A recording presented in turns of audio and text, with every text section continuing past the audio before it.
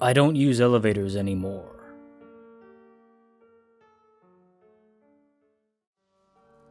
I took the elevator in my office to the ground floor like I do every day.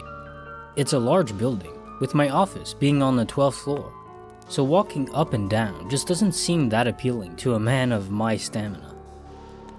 Usually, the elevator is slow, making a few stops along the way, but what bothers me more is the fact that the elevator always seems to evade me by going all the way up and down, opposite of where I am just before I press the call button. Yesterday I was in the elevator with around 5 people who had to get out on the way down. The last person got out on the 5th floor, leaving me alone in the elevator. However, instead of continuing to go down, the elevator suddenly started to go up. Great, I thought. I must have forgotten to press the ground floor button, and now I have to go up again. The elevator stopped shortly after, but I was greeted with an unfamiliar sight.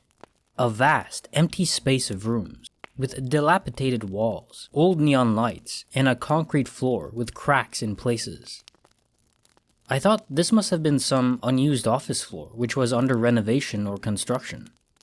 As I stepped forward to check where I was, the elevator closed behind me and I was left alone on the floor. There was no way I would wait for it to come back again. I decided to find the staircase and make my way down. The room seemed to be expanding in various directions, so I took the one on the left, since it felt more natural to me. I passed through one room, then 2, then 3, and then it hit me, something which made my dread rise like boiling water. The rooms continued expanding in all directions. Since I was going left and the elevator was very close to the front of the building, I should have run into a wall by now, but there was none, not even windows. Panicking, I made a dash back to where I came from, but it was impossible to find my way around this maze. "Hello?" I shouted with a cracked voice. "Is anybody there?" All that followed was the buzzing of neon lights. But then I heard something else.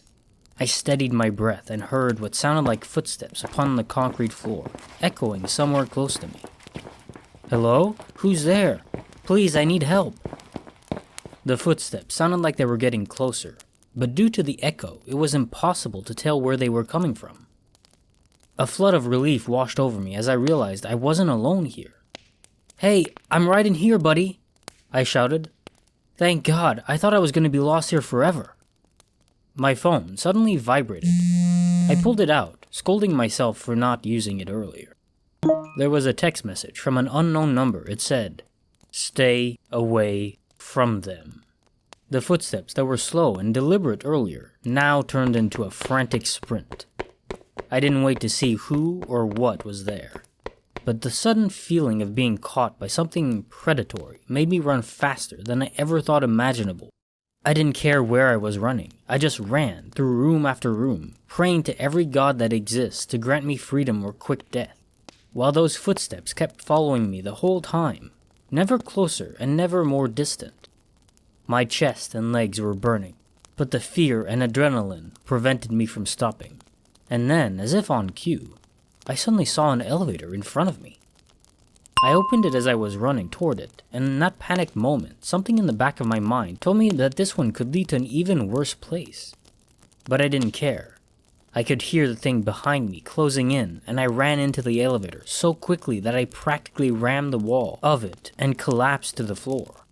Just as the doors of the elevator started closing, I heard a blood-curdled scream, impossible to be made by any human or animal alive, before it bumped into the closed elevator doors with such force that the whole elevator shook. I didn't even need to press the button before the elevator started descending, and I heard one final short screech of whatever was on that floor, echoing around the elevator before it became silent, completely. And then the elevator stopped, and the distinctive ding of the doors opening sounded itself. "Let's take the stairs." 2 women stood in front of the elevator, looking at me in disgust. Before I could process what was going on, they were gone, and the doors of the elevator started closing again. I scrambled, forcing my hand through the gap, making the doors open again. At the bewilderment of everyone in the building, I ran out of there as fast as I could, happy to feel the fresh air on my face again. I'm glad I didn't turn around to face what was chasing me.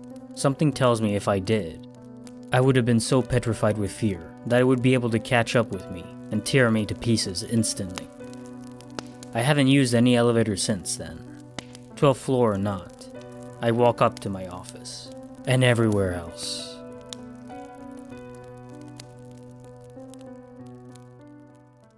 This is Kinetic Symphony. If you've enjoyed this narrated story, please subscribe and like the video to help me grow. Thank you.